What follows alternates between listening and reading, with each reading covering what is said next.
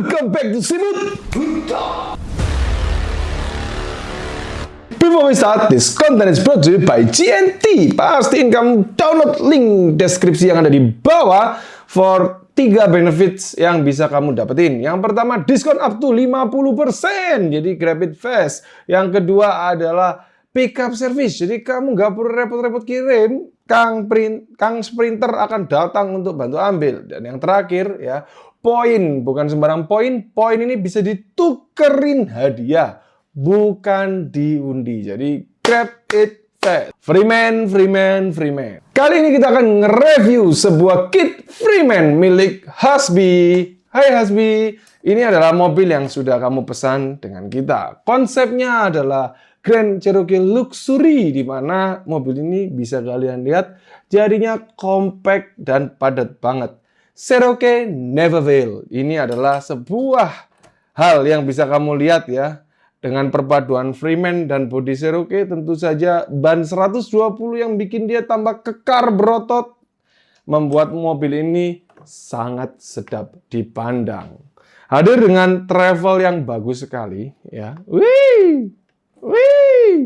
Mobil ini dijamin bisa melenggak-lenggok dengan lembut di bebatuan yang bisa dibilang nggak akur. Kenapa nggak akur? Karena batu itu yang satu begini, yang satu begini, yang satu begini, itu kan nggak akur. Kalau baris semua itu namanya pagar laut, bener nggak? Jadi dari sini Cherokee itu terbangun. Waduh, terbangun menjadi sebuah kenyataan yang bisa dibilang keren banget. Dimulai dari sebuah roof rack ya. Roof rack ini bisa dibilang mechanical, keren banget. Nantinya ya, roof rack ini akan dipenuhi berbagai macam barang. Jokesnya dari teman-teman si Pututan itu ala-ala mau minggat.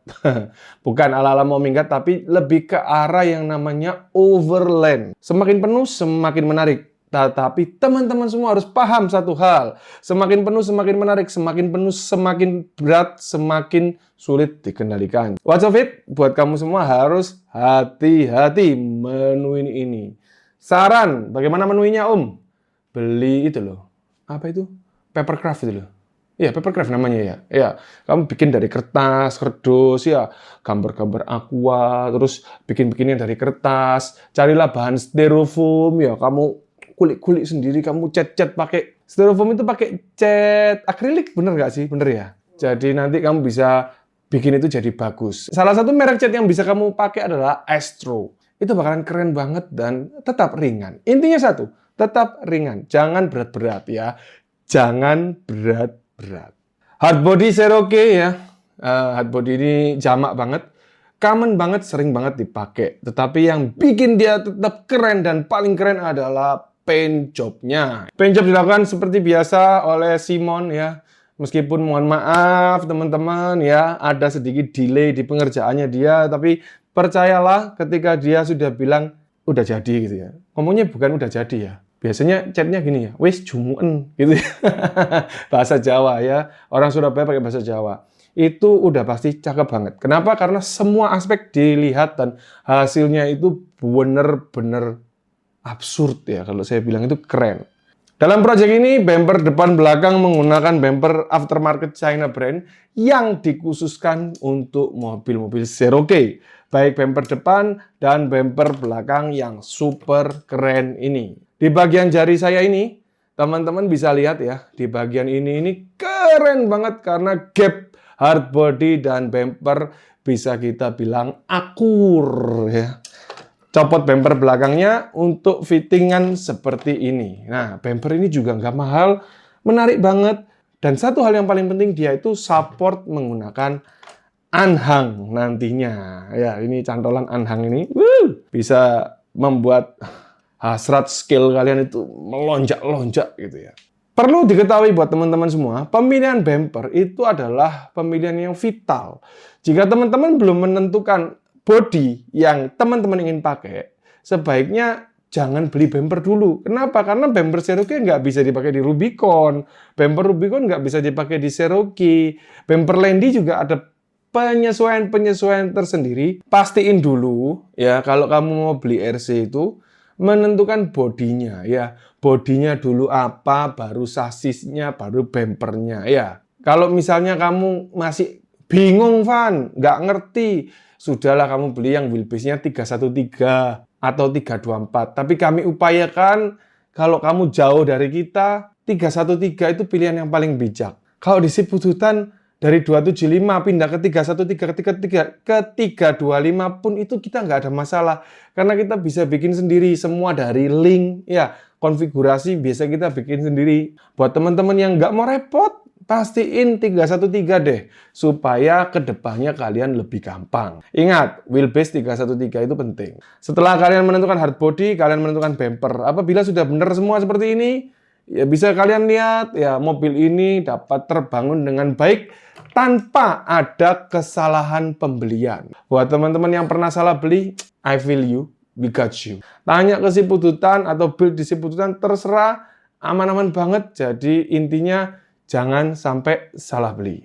Bodi dilekatkan dengan 2 buah magnet di ujung bagian depan dan 2 buah magnet di ujung bagian belakang. Lalu dikunci dengan 1 body clip, 1 pasang lebih tepatnya ya, pada bagian samping sini. Nah, cara bukanya kalian tinggal tarik aja. Seperti ini. Satunya juga tinggal kalian tarik. Ya, jadi ada 2. Kalian tinggal angkat. Nah, mengangkatnya sendiri agak sulit karena magnet yang kita pakai ini lumayan kuat ya. Jadi teman-teman bisa lihat, nah di sini sudah ada magnetnya di bagian depan dan tentu saja di bagian belakang. Nah, untuk position ya, untuk position body clip ini cukup tricky ya teman-teman, karena kita harus membuat bracket perkuatan dari bagian garis ini menuju ke bagian sini. Nah, ini bracketnya mekanik dan kita harus bikin dia agak sedikit kuat. Body pin ini sangat penting untuk menjaga posisi dari bodinya itu sendiri. Kenapa? Karena body ini perlu dikunci sobatku. Ada yang bilang, oh Van itu kan sudah lengket. Ya, magnet itu mungkin kalau up and down ya, itu bisa kalian bilang lengket. Even dia up and down, kalau kalian slide ke samping, dia pasti lepas. Jadi magnet itu kalau ditarik susah, tapi kalau digeser, dia lebih gampang. Pertanyaannya adalah, jika kita kelontang, kita itu nggak bisa memilih antara ketarik atau digeser. Bisa paham maksudnya? Ketika dia kelontang tapi hentak batu di bagian samping, ya depan atau belakang, atau kiri dan kanan, maka itu disebut tergeser. Kalau dia kelontang terpisah, baru itu ditarik. Umumnya kelontang itu tergeser. Jadi ya, buat teman-teman, meskipun magnet kalian bagus, usahakanlah pakai body clip. Ya, lokasi terbaik naruh body clip. Ada di mana lokasi terbaik naruh body clip ini? Ada di bagian tengah ya, antara magnet 1 dan magnet 2. Itu taruh tengahnya sini. Nah.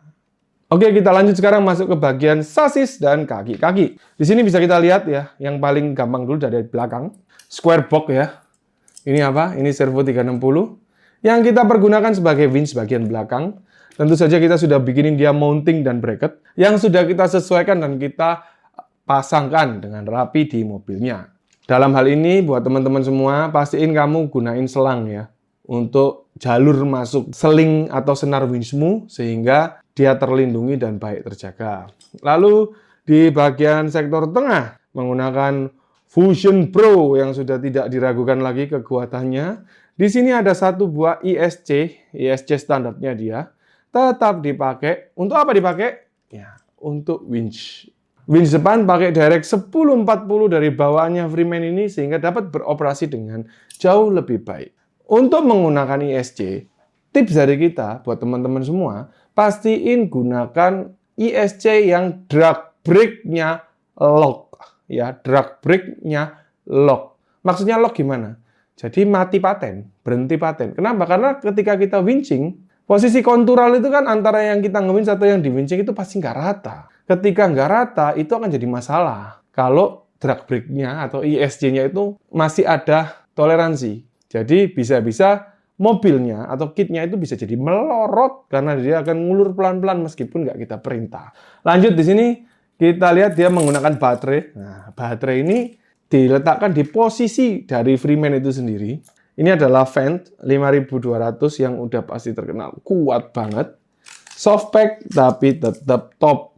Dari sini penyempurnaan terakhir menggunakan servo DS45 ya. DS45 ini bagian sini kalau teman-teman lihat ya.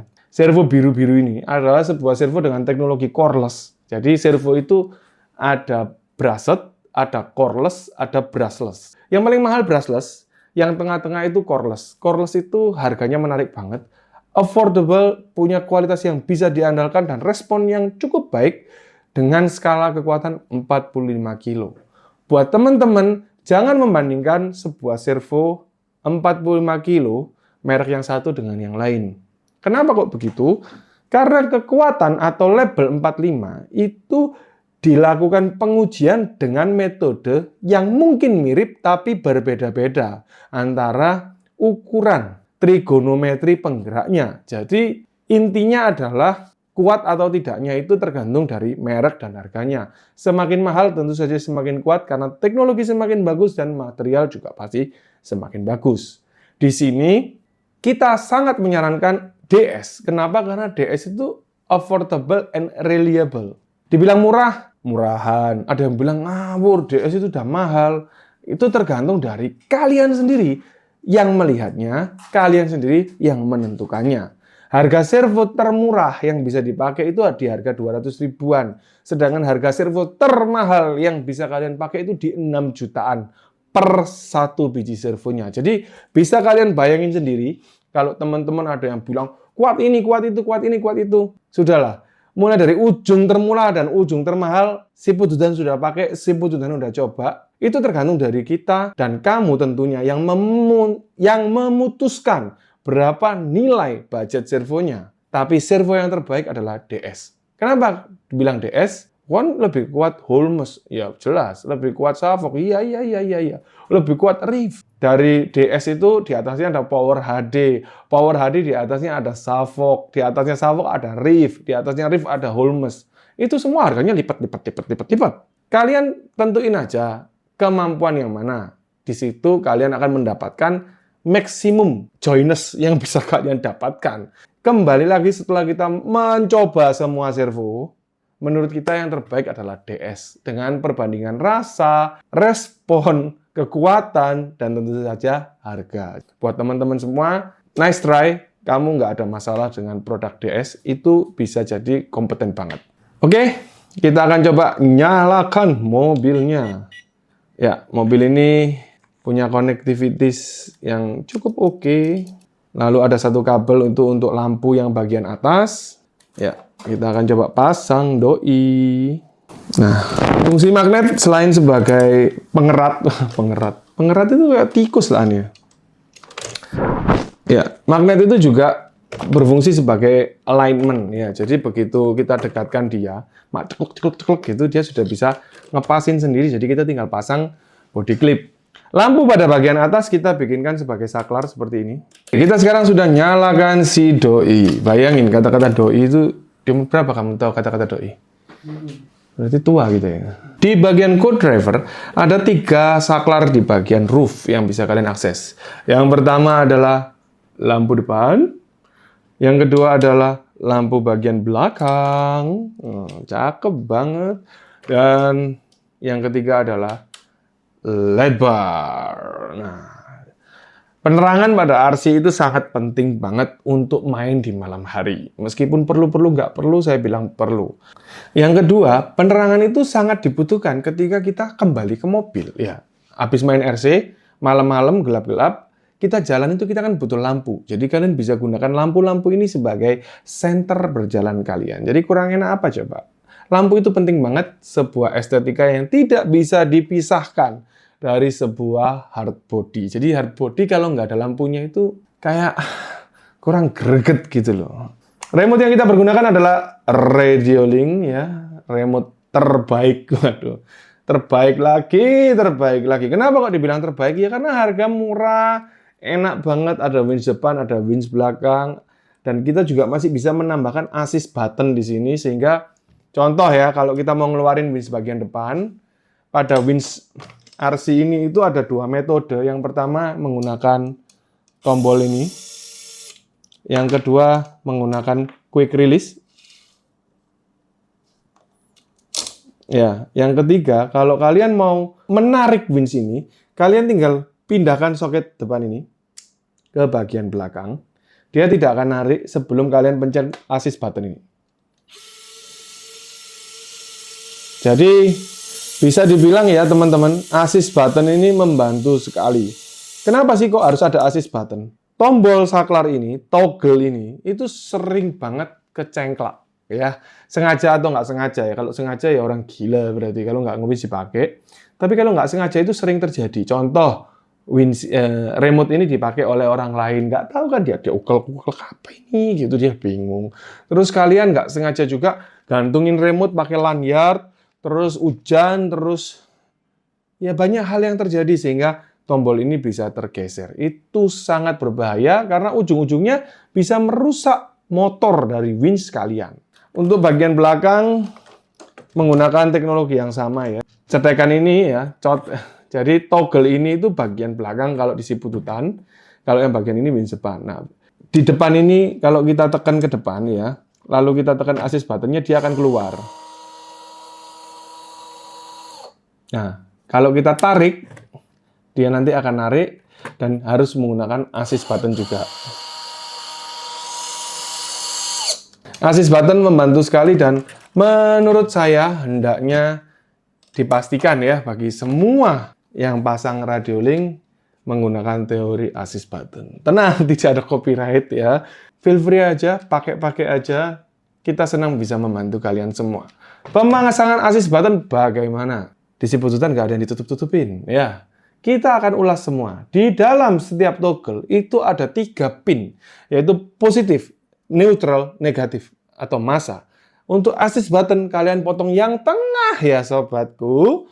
Dan kalian colorin kabel, lalu kalian bagi dengan switch. Ya, switch yang digunakan adalah push hold.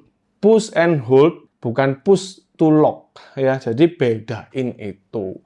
Yang sulit, yang bingung, japri si bututan untuk solusinya. Oke, yang terakhir kita ngobrolin masalah ban dan velg. Di sini velgnya menggunakan palang 6 ya. Model lurus-lurus, tegas, American banget. Cocok banget dengan RC ini. Jadi velg dan RC-nya bisa dibilang match banget. Velg yang dipakai adalah velg Injora ya. Velg Injora, velg Bandito saya rasa sama. Jadi ini banyak banget kalian bisa temuin dan highly recommended karena dia metal bedlock yang ukurannya juga cukup berat sehingga bisa membantu geometri kita pada saat negatif. Velg yang berat membantu kita untuk stay pada kemiringan negatif healing yang tentu saja itu bisa membuat mobil kalian itu kelontang miring gitu ya. Jadi velg yang berat itu enak. Saya sarankan semua pemain RC Adventure gunakanlah metal bedlock karena itu penting banget. Ban yang dipakai juga ban yang common banget ya. Common tapi enak. Ini adalah African Thompson. African Thompson ini bisa kalian beli di si bututan ya. Karena kita pesan khusus dengan inner spawn yang hard. Jadi sedikit berbeda dengan yang ada di marketplace ya. Karena kita request khusus itu di spawn yang hard, bannya itu soft. Ini adalah ban Cina terbaik tahun 2025. Harga ban ini sendiri juga nggak mahal sobatku. Nggak mahal banget buat kamu yang pengen tahu harganya, DM kita di si bututan. Yang tidak diganti adalah shock tower dan shock. Kenapa? Karena udah enak banget. Jadi bisa kalian andalkan. Ya, yang ditambahin adalah interior, 3D print, dan kursi merek KYX.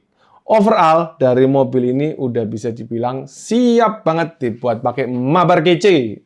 Buat kalian semua yang lagi lihat, seberapa kece mobil ini dari angka 1 hingga 10, tulis di kolom komen.